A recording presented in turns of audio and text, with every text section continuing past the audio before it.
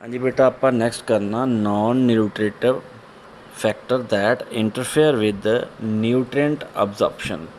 ਇਹ ਤਾਂ ਆਪਾਂ ਸੈਕਿੰਡ ਪੁਆਇੰਟ ਕਰਦੇ ਪਏ ਸੀ। ਟੈਨਿਨ ਇਹ ਲਿਗੂਮਸ ਮਾਈਲਡਸ ਲਾਈਕ ਬਾਜਰਾ, ਰਾਗੀ, ਸਪਾਈਸ, ਟਰਮੋਇੰਟਸ, tea, turmeric and some vegetable and fruits ਵਿੱਚ ਪ੍ਰੈਜ਼ੈਂਟ ਹੁੰਦਾ ਹੈ। Tannin iron and protein absorption ਵਿੱਚ ਇੰਟਰਫੇਅਰ ਕਰਦਾ ਹੈ। ਅੱਗੇ ਹੈਗਾ ਜੀ ਟ੍ਰੈਪਸਨ ਇਨਹੈਬਿਟਰ। ਇਹ ਅੰਤੜੀਆਂ ਵਿੱਚ ਟ੍ਰੈਪਸਨ ਦੀ ਐਕਟੀਵਿਟੀ ਨੂੰ ਰੋਕਦੇ ਹਨ ਅਤੇ ਡਾਇਟਰੀ ਪ੍ਰੋਟੀਨ ਦੀ ਡਾਈਜੈਸਟੇਬਿਲਿਟੀ ਵਿੱਚ ਇੰਟਰਫੇਅਰ ਕਰਦੇ ਹਨ ਅਤੇ ਉਹਨਾਂ ਨੂੰ ਯੂਟੀਲਾਈਜੇਸ਼ਨ ਰਿਡਿਊਸ ਹੁੰਦੀ ਹੈ। ਇਹ ਸੋਇਆਬੀਨ, ਡਕ ਐਗ ਵਾਈਟ ਵਿੱਚ ਪ੍ਰੈਜ਼ੈਂਟ ਹੁੰਦੇ ਹਨ। ਹੀਟ ਟੈਂਪਰੇਚਰ ਟ੍ਰੈਪਸਿਨ ਇਨਹੈਬਿਟਰਸ ਨੂੰ ਇਨਐਕਟਿਵ ਬਣਾਉਂਦੀ ਹੈ। ਅੱਗੇ ਆ ਗਿਆ ਜੀ ਆਕਸਲੇਟ। ਇਹ ਗ੍ਰੀਨ ਲੀਫੀ ਵੈਜੀਟੇਬਲਸ ਐਂਡ ਲਿਗਮਸ ਵਿੱਚ ਪ੍ਰੈਜ਼ੈਂਟ ਹੁੰਦੇ ਹਨ। ਇਹ ਕੈਲਸ਼ੀਅਮ ਅਬਜ਼ੌਰਪਸ਼ਨ ਵਿੱਚ ਇੰਟਰਫੇਅਰ ਕਰਦੇ ਹਨ। ਨੈਕਸਟ ਹੈਗਾ ਜੀ ਗਾਊਟਰੋਜ਼ਨ। ਇਹਨਾਂ ਨੂੰ ਐਂਟੀ ਥਾਇਰੋਇਡ ਸਬਸਟੈਂਸ ਵੀ ਕਿਹਾ ਜਾਂਦਾ ਹੈ ਕਿਉਂਕਿ ਇਹ ਥਾਇਰੋਇਡ ਗਲੈਂਡ ਦੁਆਰਾ ਆਇਓਡੀਨ ਅਪਟੇਕ ਵਿੱਚ ਇੰਟਰਫੇਅਰ ਕਰਦਾ ਹੈ। ਆਇਓਡੀਨ ਡੈਫੀਸ਼ੀਐਂਸੀ ਡਿਸਆਰਡਰਸ ਦੇ ਡਿਵੈਲਪਮੈਂਟ ਵਿੱਚ ਕੰਟਰੀਬਿਊਟ ਕਰ ਸਕਦੇ ਹਨ ਜਦੋਂ ਆਇਓਡੀਨ ਇਨਟੇਕ ਬਹੁਤ ਮਾਮੂਲੀ ਹੁੰਦਾ ਹੈ।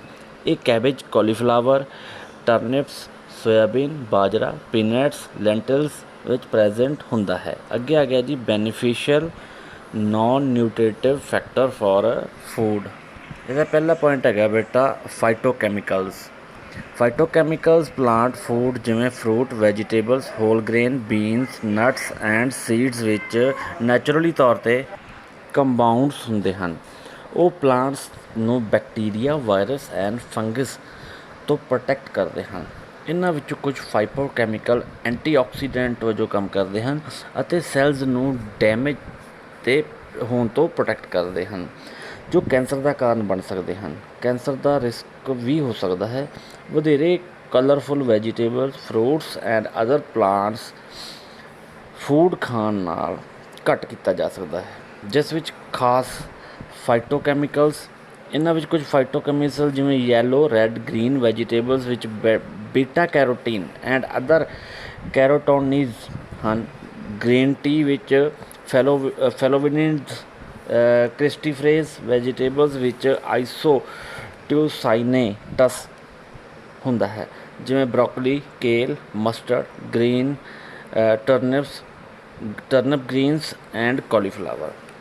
ਨੈਕਸਟ ਹੈਗਾ ਜੀ ਐਥੋਸਿਆਨਿਸ। ਐਥੋਸਿਆਨਿਸ ਵਿੱਚ ਗ੍ਰੇਪਸ, ਬਲੂਬੈਰੀਜ਼, ਕੈਨਬੈਰੀਜ਼, ਰੈਸਪਬੈਰੀਜ਼ ਨੂੰ ਆਪਣਾ ਡਾਰਕ ਕਲਰ ਦਿੰਦੇ ਹਨ। ਉਹਨਾਂ ਦੀ ਲੈਬੋਰੇਟਰੀ ਵਿੱਚ anti inflammatory and anti tumour ਦੀ ਪ੍ਰੋਪਰਟੀਜ਼ ਹੁੰਦੀਆਂ ਹਨ। ਨੈਕਸਟ ਹੈਗਾ ਜੀ ਫਲੇਵੋਨੋਇਡਜ਼ ਅਤੇ ਆਈਸੋਫਲੇਵੋਨਸ। ਇਹ vegetable, fruits and grains like soybean, chickpeas ਵਿੱਚ ਪਾਏ ਜਾਂਦੇ ਹਨ ਐਂਡ ਲਿਟਲ ਬਿਟ ਐਸਟ੍ਰੋਜਨ ਦੀ ਤਰ੍ਹਾਂ ਕੰਮ ਕਰਦੇ ਹਨ। ਇਹਨਾਂ ਪਲਾਂਟਸ ਵਿੱਚ ਐਸਟ੍ਰੋਜਨ ਵਾਲੇ ਕੰਪਾਊਂਡਸ ਨੂੰ ਫਾਈਟੋਟਰੋਜਨਸ ਕਹਿੰਦੇ ਹਨ।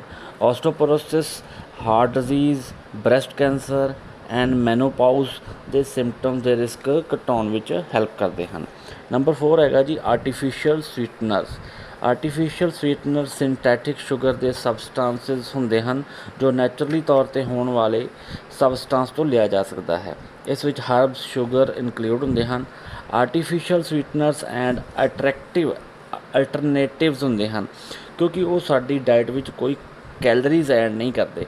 ਇਸ ਤੋਂ ਇਲਾਵਾ ਸਾਨੂੰ ਸ਼ੂਗਰ ਅਮਾਊਂਟ ਦਾ ਕੰਪਾਊਂਡ ਵਿੱਚ ਸਿਰਫ ਇੱਕ ਹਿੱਸੇ ਦੀ ਜ਼ਰੂਰਤ ਹੁੰਦੀ ਹੈ ਜੋ ਅਸੀਂ ਆਮ ਤੌਰ 'ਤੇ ਸਵੀਟਨੈਸ ਲਈ ਯੂਜ਼ ਕਰਦੇ ਹਾਂ। ਆਰਟੀਫਿਸ਼ੀਅਲ ਸਵੀਟਨਰਸ ਨੂੰ ਪ੍ਰੋਸੈਸਡ ਫੂਡ ਵਿੱਚ ਵਾਈਡਲੀ ਯੂਜ਼ ਕੀਤਾ ਜਾਂਦਾ ਹੈ ਜਿਸ ਵਿੱਚ baked food goods, soft drinks, powdered drinks, mixes, candies, puddings, canned food, jam, jellies, dairy product include ਹੁੰਦੇ ਹਨ।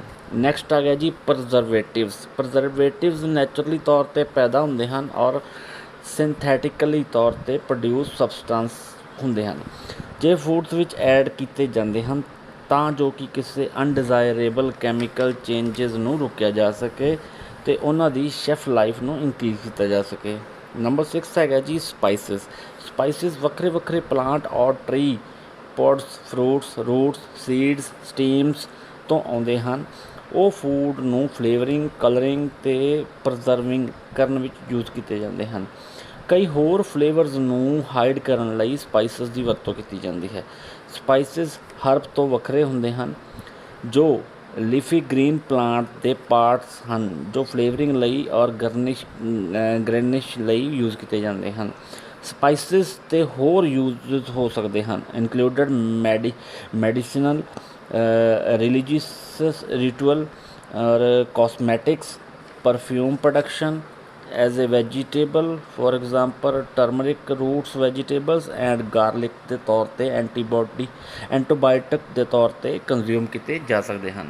7ਵਾਂ ਪੁਆਇੰਟ ਆ ਗਿਆ ਬੇਟਾ coffee. Coffee roasted coffee beans ਤੋਂ ਤਿਆਰ ਕੀਤੀਆਂ ਬਰewed ਡਰਿੰਕ ਹੈ।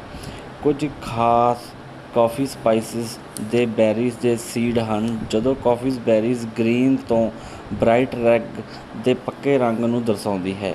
ਇਹ ਪਿਕਡ, ਪ੍ਰੋਸੈਸਡ ਕੀਤੇ ਜਾਂਦੇ ਹਨ ਅਤੇ ਡਰਾਈਡ ਹੋ ਜਾਂਦੇ ਹਨ। ਇਹਨਾਂ ਨੂੰ ਵੱਖ-ਵੱਖ ਡਿਗਰੀ 'ਤੇ ਰੋਸਟਡ ਕੀਤਾ ਜਾਂਦਾ ਹੈ। ਲੋੜੀਂਦੇ ਫਲੇਵਰ ਅਨੁਸਾਰ ਰੋਸਟਡ ਬੀਨ ਗਰਾਊਂਡ 'ਤੇ ਹੁੰਦੇ ਹਨ ਅਤੇ ਫਿਰ ਕੌਫੀ ਦੇ ਤੌਰ 'ਤੇ ਜਾਣੇ ਜਾਂਦੇ ਹਨ। ਪੀਣ ਵਾਲੇ ਪਦਾਰਥਾਂ ਨੂੰ ਤਿਆਰ ਕਰਨ ਲਈ ਨੀਅਰ ਬੋਇਲਿੰਗ ਵਾਟਰ ਦੇ ਨਾਲ ਪ੍ਰੋਡਿਊਸ ਕੀਤਾ ਜਾਂਦਾ ਹੈ।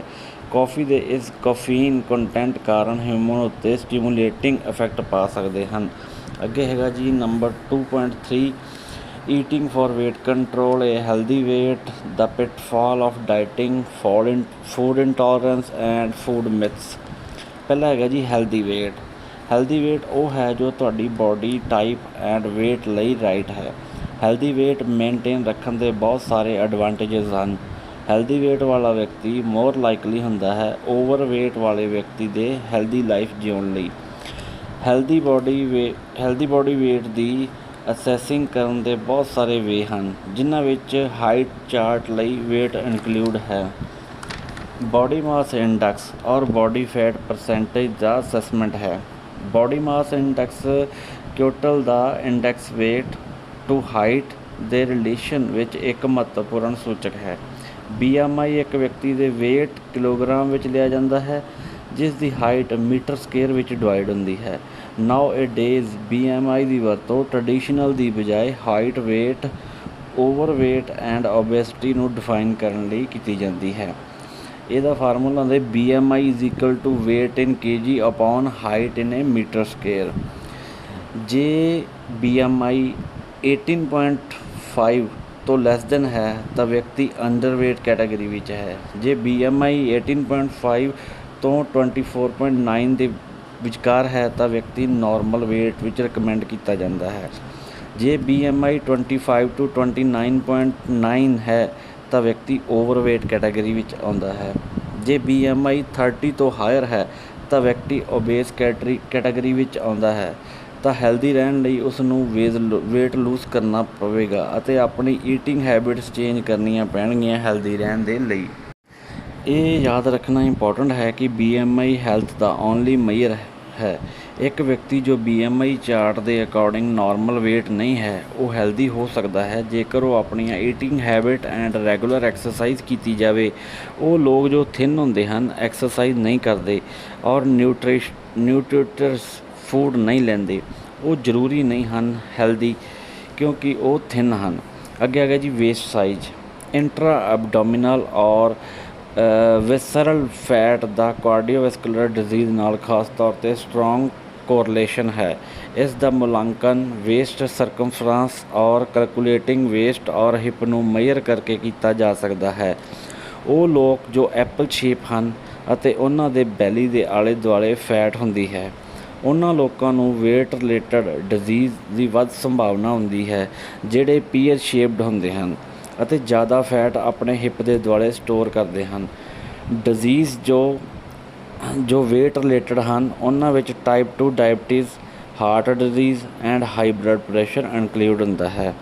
ਮੈਨਜ਼ ਵਿੱਚ 102 ਸੈਂਟੀਮੀਟਰ ਤੋਂ ਵੱਧ ਵੇਸਟ ਸਰਕਮਫਰੈਂਸ ਅਤੇ ਵੂਮਨਜ਼ ਲਈ 88 ਸੈਂਟੀਮੀਟਰ ਵੇਸਟ ਹਿਪ ਰੇਸ਼ੋ 1.0 ਤੋਂ ਜ਼ਿਆਦਾ ਮੈਨਜ਼ ਲਈ ਅਤੇ ਵੂਮਨਜ਼ ਲਈ 0.85 ਤੋਂ ਵੱਧ ਸੈਂਟਰਲ ਓਬੇਸਿਟੀ ਨੂੰ ਡਿਫਾਈਨ ਕਰਨ ਲਈ ਵਰਤੀਆਂ ਜਾਂਦੀਆਂ ਹਨ। ਅੱਗੇ ਆ ਗਿਆ ਜੀ eating for weight control. Eating for weight control ਲਈ એનર્ਜੀ ਬੈਲੈਂਸ ਕਰਨਾ ਇਨਕਲੂਡ ਹੈ, ਜੋ ਹੈਲਦੀ ਵੇਟ ਨੂੰ ਮੇਨਟੇਨ ਕਰਨ ਲਈ ਇੰਪੋਰਟੈਂਟ ਹੈ। ਫੂਡ ਐਂਡ ਡਰਿੰਕ ਤੋਂ ਤੁਸੀਂ ਪ੍ਰਾਪਤ ਕੀਤੀ એનર્ਜੀ ਔਰ ਕੈਲਰੀਜ਼ ਦੀ ਅਮਾਊਂਟ ਨੂੰ ਉਸ એનર્ਜੀ ਨਾਲ ਬੈਲੈਂਸ ਸਮਝਿਆ ਜਾਣਾ ਚਾਹੀਦਾ ਹੈ, ਜਿਵੇਂ ਤੁਹਾਡੀ body breathing, digesting, physical active ਹੋਣ ਵਰਗੀਆਂ ਚੀਜ਼ਾਂ ਲਈ ਵਰਤਦਾ ਹੈ। ਇੱਕੋ ਸਮੇਂ energy in and energy out ਦੀ ਸੇਮ ਅਮਾਊਂਟ ਵਿੱਚ time is equal to weight ਇੱਕੋ ਜਿਹਾ ਰਹਿੰਦਾ ਹੈ।